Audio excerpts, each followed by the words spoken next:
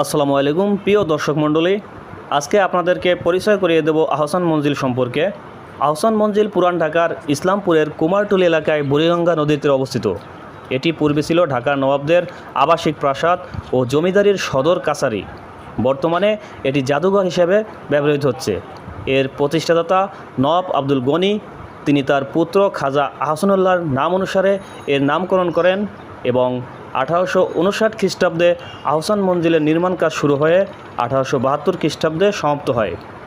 1906 খ্রিস্টাব্দে এখানে এক অনুষ্ঠিত বৈঠকে মুসলিম লীগ প্রতিষ্ঠার সিদ্ধান্ত হয়। আহসান মঞ্জিল কয়েকবার সংস্কার করা হয়েছে। সর্বশেষ সংস্কার করা হয়েছে অতি সম্প্রতি।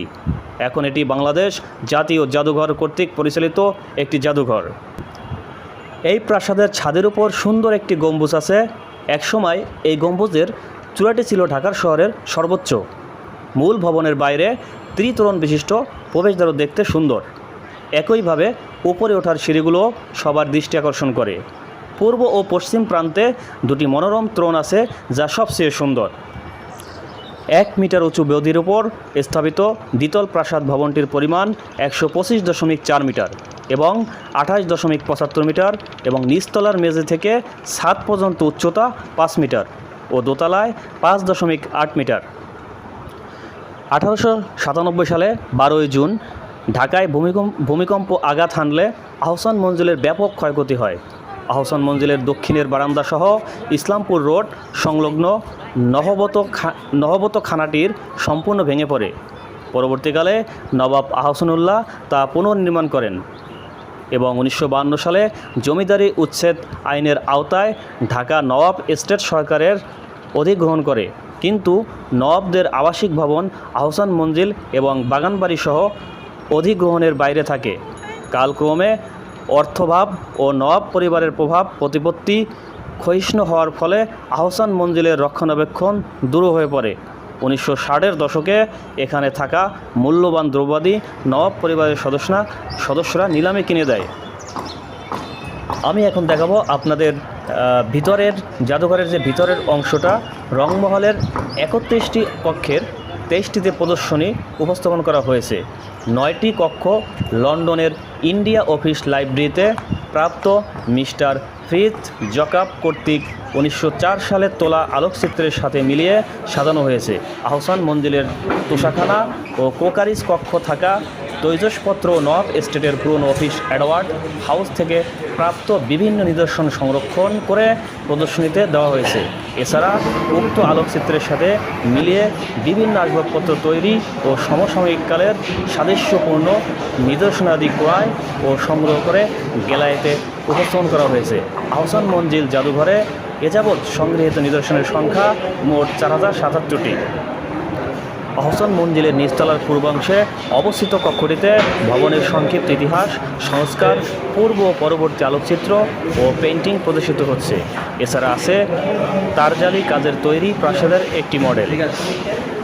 প্রাসাদের ভবনের সাথে জড়িত উল্লেখযোগ্য ঐতিহাসিক তথ্যাদি এখানে তুলে ধরা হয়েছে। এর আদি স্থাপত্য বৈশিষ্ট্য বিবর্তিত রূপ আলোকচিত্রের মাধ্যমে প্রদর্শিত হয়েছে। এছাড়াও আছে প্রাসাদের ব্যবহৃত কাঠ গ্লাসের ঝাড়বাতি ও তৈজসপত্রের নমুনা। নবাবদের আনুষ্ঠানিক ভোজন কক্ষ দেখতে বিশাল একটা মাঠের মতো। দেখলে মনে হবে এখানে একসাথে কমপক্ষে 200 থেকে 300 জন মানুষ একসাথে বসে ভোজন করতে পারত। এই কক্ষে প্রদর্শিত চেয়ার, টেবিল, ফ্যান ও লাইট ফিটিংসগুলো মূলানুরূপে তৈরি অথবা সংগৃহীত হয়েছে। এখানে প্রদর্শিত বড় বড় আলমারি, আয়না, কাঁচ ও চীনামাটির তৈজসপত্রগুলো প্রায় সবই আহসান মঞ্জিলে প্রাপ্ত নওয়াবদের ব্যবহৃত মূল নিদর্শন।